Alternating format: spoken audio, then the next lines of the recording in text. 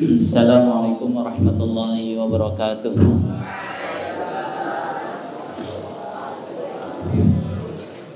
Alhamdulillahi hamdan tayyiban mubarakan fi kama yuhibbu rabbuna wa yarda.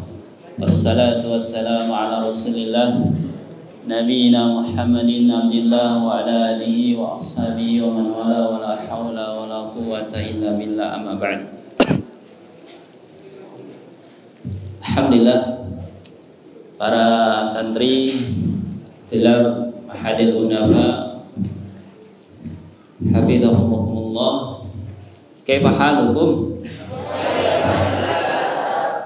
Nah, insyaallah hadhihi laila sanabda al-muhadarah usbu'iyah di kulli yawm Selasa Lailatul Arbi'ah ma'adars al-aqidah, wa sanadrus hadhihi laila mubasharatan ma'al kitab, naqra harfan kama hasaltum al-an bi aydikum al-waraqah sa naqra'uha ma'an insyaallah. Hai para santri yang dimuliakan Allah Subhanahu wa taala dan para jamaah kaum muslimin yang ikut hadir pada kesempatan malam hari ini. Sudah bisa tenang para ikhwah? Ya. Alhamdulillah, tentu kita bersyukur pada malam hari ini bisa berkumpul di majelis ilmu, majelis yang mana kita sudah ketahui bersama akan kemuliaan majelis ilmu. Ya, man salaka tariqan yaltamisu fihi ilman sahhalallahu lahu bihi tariqan ila jannah. Ya. Salah satu langkah agar kita dimudahkan untuk menuju surga Allah adalah dengan kita menuntut ilmu. Karena dengan menuntut ilmu, orang akan tahu mana yang benar, mana yang buruk, mana jalan surga, mana jalan yang ke neraka, mana yang haram, mana yang halal. Itu semuanya dengan ilmu. Maka orang yang tidak menuntut ilmu dijauhkan dia dari kebaikan. Oleh karena itulah Rasulullah sabdakan dalam hadisnya, man yuridillahu bihi khairan yufaqihu fiddin. Barang siapa yang Allah inginkan kebaikan kepada seseorang, tandanya apa? Allah pahamkan, Allah pahamkan, Allah berikan semangat untuk menuntut ilmu. Ya, ciri Allah memberikan tanda kebaikan kepada hambanya adalah dia semangat untuk ilmu.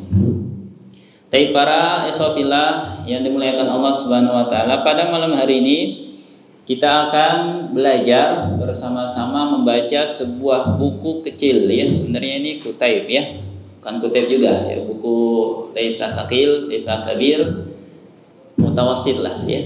Judulnya Nubzah fil Aqidah al-Islamiyah, ya. Buku yang dikarang oleh Syekh Shalih Muhammad bin Shalih Al-Utsaimin yang judulnya Nubzah fil Aqidah Islamiyah. Nubzah artinya adalah ringkasan, ya.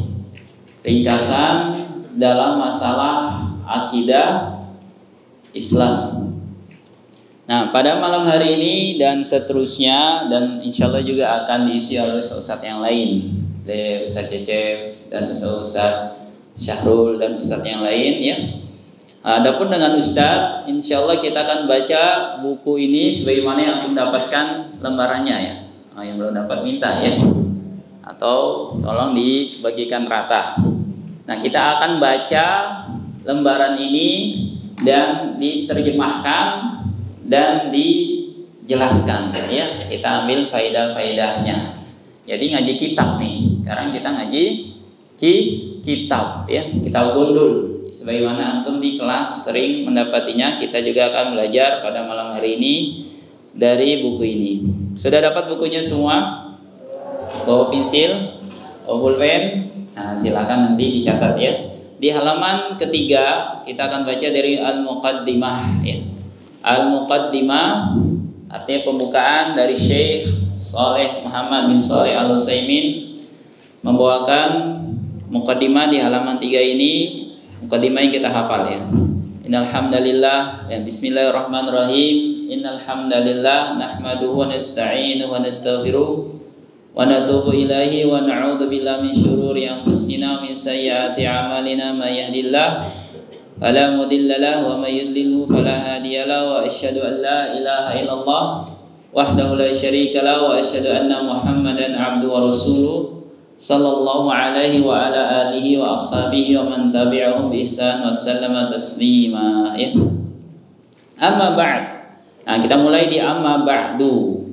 Silakan antum lihat catatan buku antum, diharokatin, dia dikasih harokat biar tahu cara bacanya, ya. Kata Syekh di muqaddimah ini, fa inna, ya, ilma at-tauhid, at-tauhidi asyraful ulum.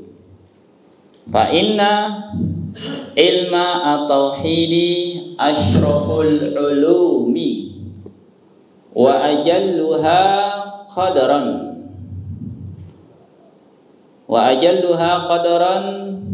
wa aujabuha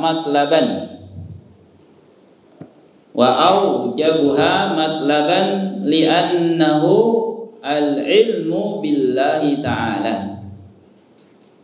Li'annahu al-ilmu billahi ta'ala wa asma'ihi.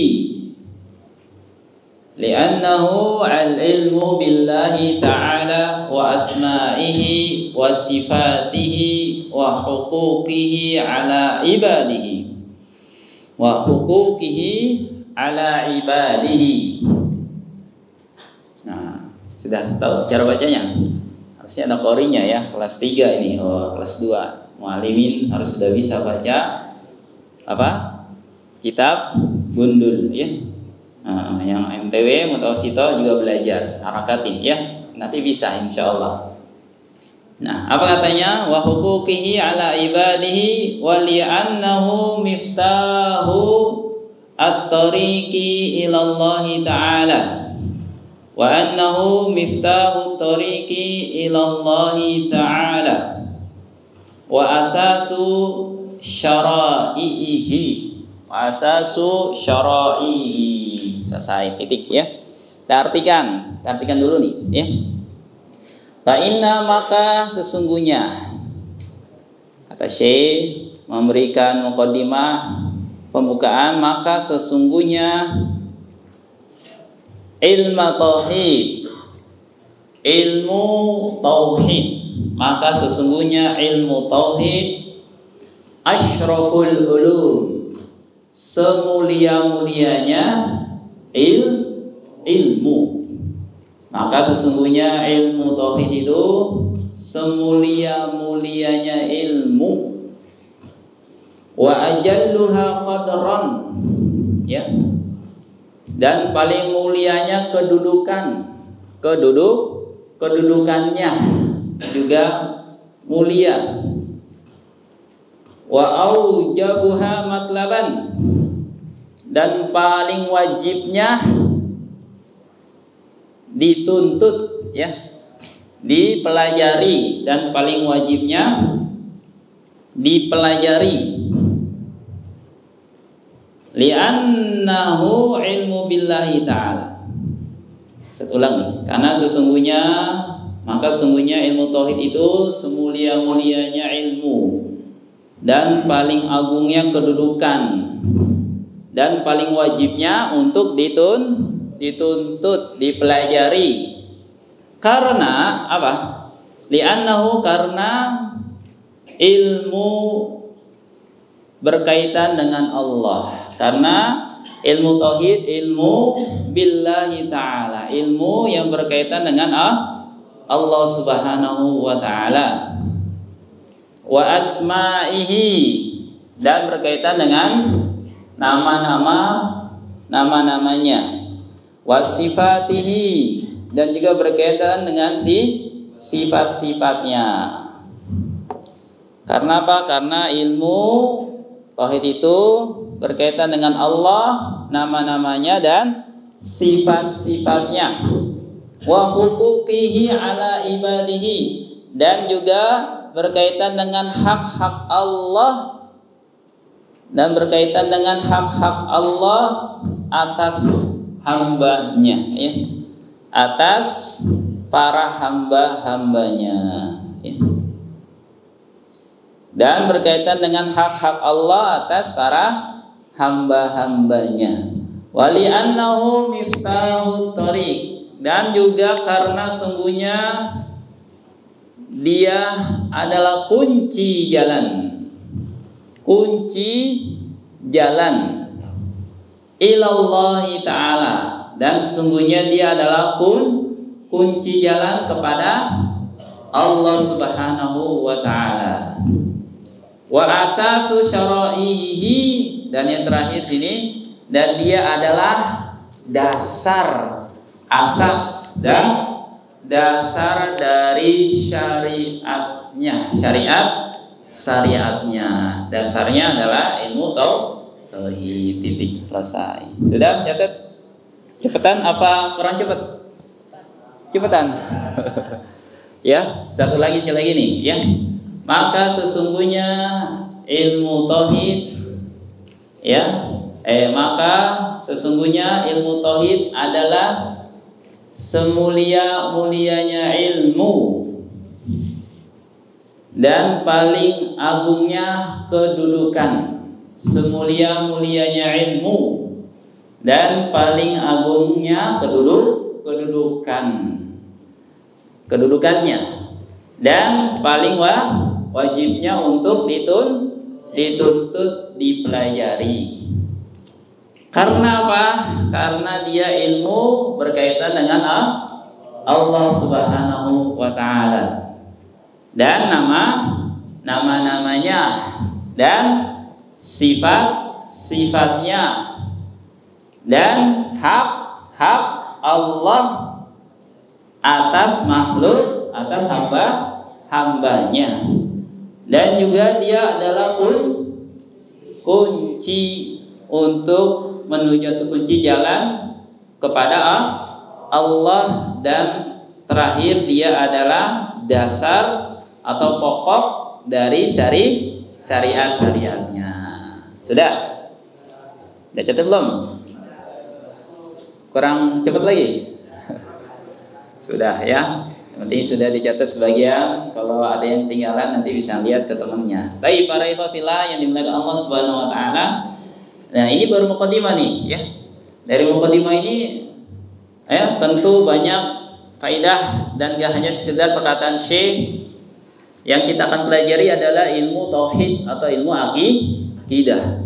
Makanya syekh dikatakan sini, ilmu tauhid itu semulia-mulianya ilmu, seagung-agungnya kedudukan, dan paling wajibnya dituntut. Kalau kalian ditanya, ilmu apa yang paling mulia? Ilmu tauhid. Nah, kenapa ilmu tauhid? Ya, kenapa kok paling agung ilmu tauhid? Kan banyak ilmu. Ada ilmu fikih, ilmu hadis, ilmu bahasa Arab, ilmu nahwu sharaf, ilmu apa lagi? Ya. Nah, ada ilmu matematika, bahasa Inggris, ya kan? Nah, yang paling agung, paling mulia di sisi Allah ilmu apa? Tauhid. Kenapa ilmu tauhid? Apa istimewanya? Ya, kok sampai ilmu tauhid lebih mulia daripada ilmu-ilmu yang lain? Ustaz, ilmu agama, Ustaz. Iya, ilmu agama banyak. Dan ilmu agama diantaranya ilmu tauhid. Kenapa? Pertanyaannya, kenapa ilmu tauhid menjadi semulia-mulianya ilmu, seagung-agungnya kedudukan, dan paling wajib dituntut? Berarti kalau nggak menuntut ilmu tauhid dosa nggak? Wajib. Apa wajib pengertiannya? Dikerjakan dapat pahala, ditinggalkan dapat dosa. Dikerjakan dapat pahala, ya, kalau dia ikhlas karena Allah, ya, ditinggalkan juga karena Allah, maka akan dapat, ya, dapat dosa kalau tinggalkan, ya. Kalau dikerjakan dapat pahala, iya, itu wajib. Berarti kalau orang tidak mengerjakan atau tidak mempelajari ilmu tauhid, berarti dia akan mendapatkan dosa. Banyak, Ustaz, orang yang gak mau menuntut ilmu, gak mau belajar akidah, gak mau belajar tauhid, lihatlah kehidupannya. Kenapa manusia sekarang banyak yang membunuh manusia lain? Kenapa manusia sekarang memukul orang lain?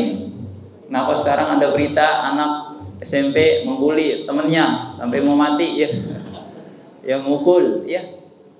Kenapa ada begal? Kenapa ada yang mencuri? Kenapa?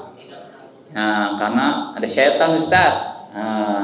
Betul, ada setan. Kenapa orang bisa digoda setan?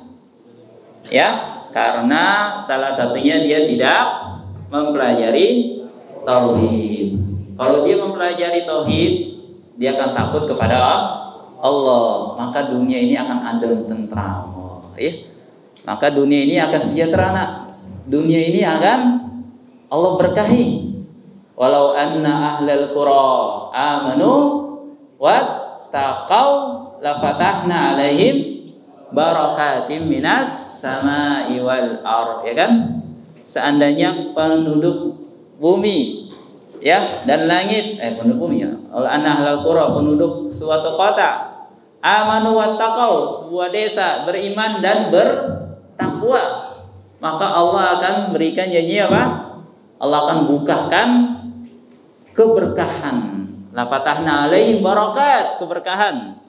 Dari atas langit turun hujan. Sekarang turun hujan enggak? Enggak turun hujan, terceklik tuh, ya, gersang, ya. Kemarau panjang, daerah Jonggol kekurangan air, kering, ya. Alhamdulillah sini masih ada air, masih bisa mandi. Teman saudara kita yang di pegunungan yang daerah-daerah Jonggol susah airnya tuh, ya. Bayangkan tuh, ya. Kalau enggak turun hujan setahun, kering, ya. Sawah juga susah, bisa pada mati manusia. Enggak bisa makan padi, bisa hidup apa mati? Bisa mati kita, ya. Ya. Tanya ini salah satu ya dari sebab pula orang jauh dari tauhid. Tapi kalau dia beriman dan takwa, Allah bukakan keberkahan dari atas langit dengan turun hujan, dari bawah bumi dengan turun apa? Dengan ditumbuh-tumbuhkannya pohon-pohonan, buah-buahan, biji-bijian yang bisa dimakan, ya. Nah, maka para ikhwah yang dimuliakan Allah Subhanahu wa taala, jadi ilmu tauhid itu paling agung, paling mulia, bahkan paling wajib dituntut. Nah, kenapa alasannya tadi itu disebutkan di sini? Karena ilmu tauhid itu ilmu yang berkaitan dengan Allah Subhanahu wa taala. Yang dipelajari adalah tentang Allah, tentang Tuhan kita, tentang mengenal Allah. Yang dipelajari bukan sembarangan sesuatu. Mempelajari biografi tentang presiden aja luar biasa kan? Sejarahnya Soekarno, ya, bagaimana biografinya bisa memimpin Indonesia. Sejarahnya siapa lagi, ya, ya, orang-orang pahlawan di Indonesia. Lebih lagi sejarahnya Nabi kita Sallallahu Alaihi Wasallam. Sekarang yang dipelajari lebih daripada manusia. Siapa yang kita pelajari? Tentang Allah. Udah kenal Allah belum? Siapa yang kita kenal Allah? Ya, udah mengenal Allah belum? Bagaimana kita mengenal Allah? Ya, ya, bagaimana caranya kita tahu tentang Allah? Ustaz, kita nggak pernah ketemu Allah. Bagaimana kita mengenalnya? Sudah ada yang kenalan nama Allah. Bagaimana caranya? Mau kenalan? Gimana? Mati dulu ya.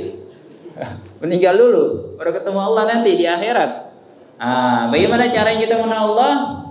Dengan mengenal makhluk-makhluknya. Lihat diri kalian tuh. Fi anfusikum afala tubsirun. Pada diri kalian itu ada tanda-tanda kekuasaan Allah bagi siapa yang melihatnya. Nah, lihat tuh, mata kalian ada berapa? Ada 2. Tangannya 2. Bayangkan kalau di sini ada matanya 3. Siapa sini matanya 3? Ya, matanya 1. Ya, matanya cuma 1 doang. Beda sendiri kan? Bayangkan tuh, tangannya kita, tubuh kita. Jadi para ikhwafillah, kenapa sih ilmu tauhid itu ilmu yang paling mulia?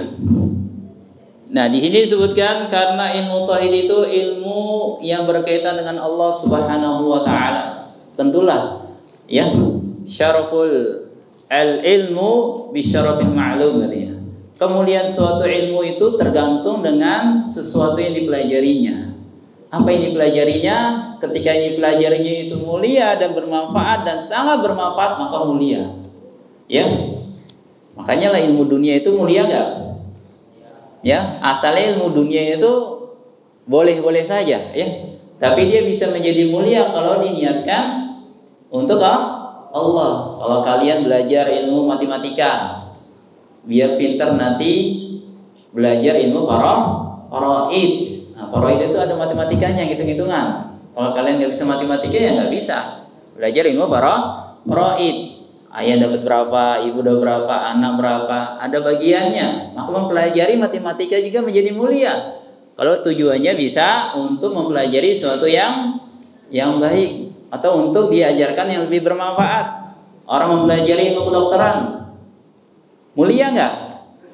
Mulia karena nanti dia bisa mengobati orang-orang yang sakit. Apalagi diniatkan ketika dia jadi dokter, ada yang berobat pada dia kasih nasihat, sungguhnya kesembuhan dari Allah. Saya hanyalah perantara. Jangan minta sembuhan kepada saya, minta kepada Allah, doa kepada Allah. Saya nggak bisa menyembuhkan, kasih tahu akidah, ya. Minum obat ini, minta doa kepada Allah. Maka ilmu kedokterannya menjadi mulia, ya. Nah, mulia dia. Karena asalnya boleh, teman menjadi sesuatu yang mulia, bahkan menjadi suatu wajib kifai, ya. Menjadi suatu kewajiban yang kifai. Kalau di situ nggak ada orang yang mempelajarinya, maka harus ada kaum muslimin yang belajar.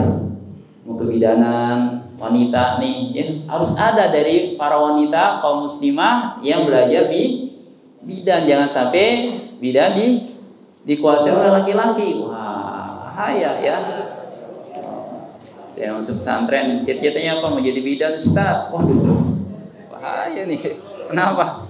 Ya bantu orang lahiran kan mulia, Ustaz. Iya, cuman cari yang lain lah, itu perempuan ya. Laki-laki jadi yang lebih baik gitu. Tapi kalau nggak ada ya udah terpaksa gitu kan. Nggak apa-apa juga gitu kalau nggak ada. Tapi itu profesi-profesi yang harus dipelajari karena dibutuhkan dan menjadi suatu yang bermanfaat untuk kaum muslimin, ya. Maka suatu ilmu menjadi mulia tergantung dengan yang dipelajari apa. Begitu juga kalau suatu ilmu yang dipelajarinya jelek, maka akan jelek. Nah, ilmu sihir, apa yang dipelajari? Sihir, ya. Perdukunan, ilmu hitam. Waduh, ada ilmu hitam, ya. Santet, ya. Ilmu untuk melet orang. Waduh, ya. Ilmu, ya, berkaitan dengan syirikan. Maka ilmu itu pun menjadi tercela dan haram, dan mempelajarinya akan menjadikan orang tersebut dosa. Nah, maka di sini disebutkan ikhwah, kata Syekh, li'annahu ilmu billah, karena ilmu tauhid itu ilmu yang berkaitan dengan Allah, kemudian dengan apa lagi? Wa asma'ihi, dan berkaitan dengan nama-nama Allah, wa sifatihi, dan sifat-sifatnya. Nama-nama Allah, ada berapa nama Allah? Ada banyak. Banyaknya berapa? 99 asmaul husna, tis'an wa tis'ina asman, man ahsaha dakhalal jannah. Ya Rasulullah, inna lillahi tis'an wa tis'ina isman. Allah memiliki 99 nama. Barang siapa yang bisa menghitungnya di sini maksudnya nggak hanya menghafalnya, nggak hanya menghafal asmaul husna, tapi dia juga harus mengamalkannya, maka ganjarannya dakhalal jannah, surga. 99 nama Allah. Nama kalian ada berapa?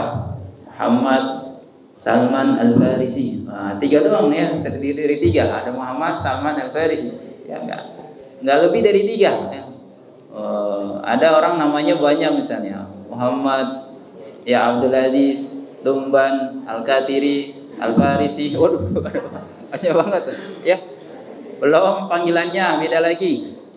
Semakin banyak nama orang, semakin banyak julukannya, berarti diantaranya semakin memiliki sifat dia. Oh, ya terkenal dengan sifat-sifatnya, nama yang lainnya. Allah namanya ada 99. Itu yang apa? Yang kita ketahui, tapi sejatinya nama Allah itu lebih daripada 99. Lebih dari 99 dalam sebuah hadis syafaat, ya. Rasulullah nanti di hari kiamat sujud dan minta kepada Allah yang untuk memberikan syafaat kepada umatnya, diilhamkan dengan menyebutkan pujian-pujian nama-nama Allah yang tidak pernah diberikan tahu ketika di dunia, ya. Jadi lebih daripada 99 nama. Kita pun 99 nama belum hafal, ya.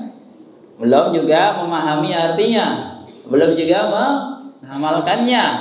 Bayangkan Allah 99 di antara namanya Allah Subhanahu wa taala Alim. Apa Alim? Ya, Maha mengetahui. Jadi Allah enggak ada yang tersembunyi, nak. Kalian ngumpet dimanapun, Allah melihat enggak? Lihat, basir, ya. Al-Basir, Al-Alim, Maha mengetahui dan Maha melihat. Kalau kita ngumpet, ya, dari penglihatan ustadz itu bisa enggak kelihatan. Enggak ada ustadz yang ngumpet, ya, sembunyi-sembunyi ngomong bahasa Indonesia nggak ketahuan, gitu kan? Atau ngumpet ngambil barang orang nggak ketahuan, tapi di mata Allah bisa nggak bersembunyi? Bisa nggak orang tidak terlihat oleh pandangan Allah? Nggak bisa, nak. Kalau kalian paham Allah itu Maha melihat, Allah Maha mengetahui, maka jangan sekali-sekali, ya, durhaka kepada Allah. Ya.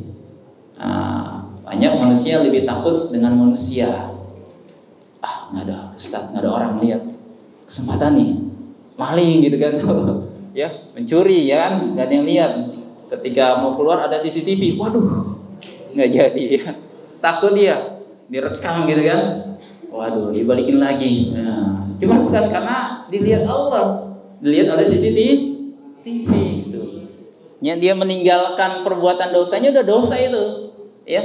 Walaupun dia udah meninggalkan nggak jadi, niatnya dia itu sudah mendapatkan dosa karena udah melakukan aktivitasnya, kegiatannya. Karena sebab ada penghalangnya itu, jadi dia nggak jadi bertindak. Tapi kalau orang mengenal Allah dan tahu Allah Maha melihat, Allah Maha mendengar, bayangkan dia nggak akan berani berbuat keburukan. Nggak berani tuh temennya punya makanan enak di lemari, ada yang lihat nih, sedikit-sedikit dibuka lemarinya, dia ambil, wah, ya. Temannya mau lihat, mana makanan saya, siapa yang ambil? Nggak tahu, tapi perutnya ngomong, gitu, ya bunyi, waduh, terus ada yang barusan makan itu, ya, kenyang, ya. Nah, dia nggak takut sama Allah, kenapa? Ya, belum mempelajari bahwasanya Allah itu Maha mengetahui, Allah tidak ada yang tersembunyi. Nah, karena dengan kita mempelajari akidah, kita akan takut, ya. Dan orang yang paling takut siapa? Paling takut siapa? Nabi kita Muhammad sallallahu alaihi wasallam. Fa inni akhsyakum wa atqakum billah. Nabi SAW orang yang paling bertakwa dan paling takut, ya. Nabi paling bertakwa dan takut kepada Allah karena beliau tahu, ya, Allah Subhanahu wa taala sifat-sifatnya, dan kita ini sangat jauh. Kemudian apa sih? Wasifatihi, dan sifatnya. Jadi nama beda dengan sifat, ya. Setiap nama pasti mengandung sifat, ya. Mungkin nama itu tidak mengandung sebuah sifat, ya. Beda dengan manusia. Nama nggak mesti mengandung sifat. Namanya Abdur Rahim, Masya Allah, hamba yang penyayang. Tapi sama temannya nonjok orang, waduh, ya, mukul, wah, nggak sesuai namanya. Muhammad, Masya Allah, orang yang terpuji, ya, nggak sholat tadi, waduh, ya. Tuh, siapa namanya sini bagus-bagus? Sufyan, Akram, Masya Allah, orang yang mulia, Akram, tuh, ya, mulia nggak orangnya? Enggak, harus muncul dengan namanya sebuah sifat. Saya Akram, ya, maka dia juga berusaha untuk memuja. Iya, ya. Nah, ini manusia beda. manusia namanya tidak mesti mengandung sifat. Bahkan kadang kebanyakan manusia namanya doang dan nggak ada sifatnya. Muhammad, masya Allah, tapi maling, waduh, ya kan, jelek-jelekin namanya aja ya. Jadi beda dengan Allah Subhanahu Wa Taala. Allah ini setiap namanya mengandung apa? Sifatnya. Kemudian apa di sini tulisnya? Dan ilmu tauhid juga ilmu yang mempelajari nanti hukukihi, hak-hak Allah. Kalau orang mempelajari akidah dan tauhid, dia mengenal nanti hak-hak Allah yang wajib kita tunaikan terhadap hambanya. Sekarang tanya hak Allah apa? Allah punya hak nak. Kamu punya hak nggak di pesantren? Punya. Hak kamu mendapatkan pendidikan, pengajaran. Ada ustadz, ada guru yang mengajar. Kalau nggak ada ustadz, ngapain saya belajar? Di pesantren kenapa gitu kan? Hak saya dapat pendidikan. Nah, ada hak, ada kewajiban. Kewajiban kamu belajar. Begitu juga Allah Subhanahu Wa Taala. Allah itu punya hak, ya, yang wajib kita tunaikan. Dan kita juga nanti akan diberikan haknya kepada dari Allah. Bukan berarti Allah memiliki kewajiban yang harus ditunaikan kepada hamba, enggak. Allah memberikan nikmat kepada kita itu keutamaan, anugerah rahmat dari Allah, bukan menjadi kita sholat, wah ini wajib diberikan apa? Sesuatu yang harus ditimpali dengan apa namanya? Balasan, enggak. Ya, ganjaran yang kita peroleh dari amal soleh itu adalah karunia dari Allah. Yang kalau kita nanti ibaratkan seorang masuk surga dengan amal soleh yang dikerjakan di dunia, ya, itu bisa nggak setimpal. Amal soleh kalian bisa menjadi untuk pengganti kalian bisa masuk surga. Setimpal nggak dengan kenikmatan yang kalian di surga dapat nanti, dengan istana, dengan kemegahan surga, ya, dengan istana yang megah, sungai-sungai yang indah, kan bidadari yang cantik jelita, wah, ya. Setimpal nggak dengan amal kalian yang sholatnya belituk, ya, yang sholatnya dibangunin susah, gitu kan? Puasa Senin Kamis bolong-bolong, ya, ya, baca Qurannya mut-mutan, gitu kan? Setimpal nggak dengan surga? Enggak kan, ya, iya. Tapi Allah Maha Mulia. Allah memberikan karunia-Nya lebih kepada kita, padahal amal kita hanya pas-pasan istilahnya tuh. Bahkan bisa jadi minus, ya. Bisa jadi apa? Defisit. Waduh, kalau defisit bahaya nih. Bisa bangkrut kita, kan? Kalau pas-pasan mending, minus, waduh, udah mengkhawatirkan. Ya. Udah bisa ya.